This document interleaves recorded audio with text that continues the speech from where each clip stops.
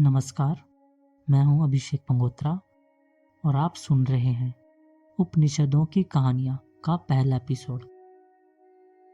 इस सीरीज में हम आपको उपनिषदों से जुड़ी अद्भुत और गहरी कहानियों का सार सरल हिंदी में बताएंगे, ताकि आप इन प्राचीन ग्रंथों की गूढ़ शिक्षाओं को आसानी से समझ सकें।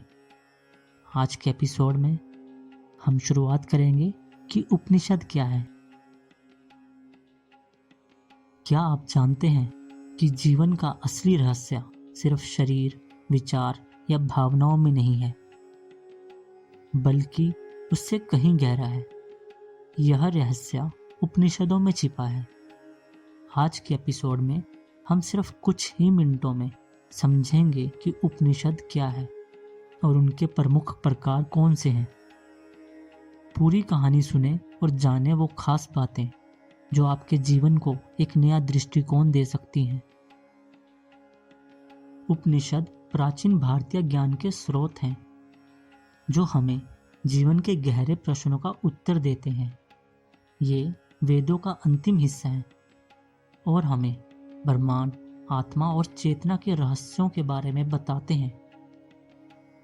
कुल मिलाकर 108 उपनिषद माने जाते हैं, लेकिन इनमें से 13 प्रमुख उपनिषद हैं जो हमारे लिए सबसे महत्वपूर्ण माने जाते हैं।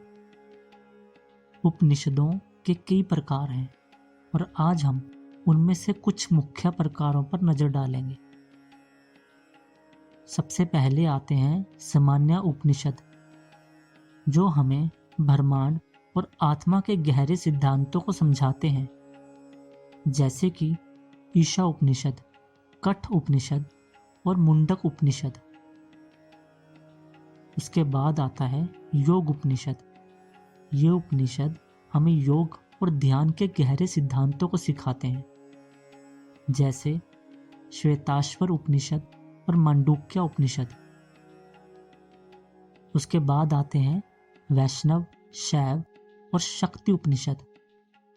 ये भगवान विष्णु, शिव और शक्ति के भक्तों के लिए लिखे गए उपनिषद हैं। हर एक उपनिषद हमें अलग अलग दृष्टिकोण से जीवन और ब्रह्मांड को समझने का मौका देती है, चाहे वह आत्मा का ज्ञान हो या ब्रह्म का दर्शन हो या ध्यान और योग के मार्ग। उपनिषदों की हर कहानी में एक गहरी सीख छिपी होती है। अगर आप उपनिषदों की कहानियों को और भी आसान भाषा में समझना चाहते हैं, तो हमारे आने वाले एपिसोड्स को जरूर सुनिए। इसमें हम आपको और भी रोचक कहानियां सुनाएंगे, जो आपके जीवन को एक नई दिशा दे सकती है। अगले एपिसोड में आपसे फिर मुलाकात होगी। तब तक सुनते रहिए और सीखते रहिए। धन्यवाद।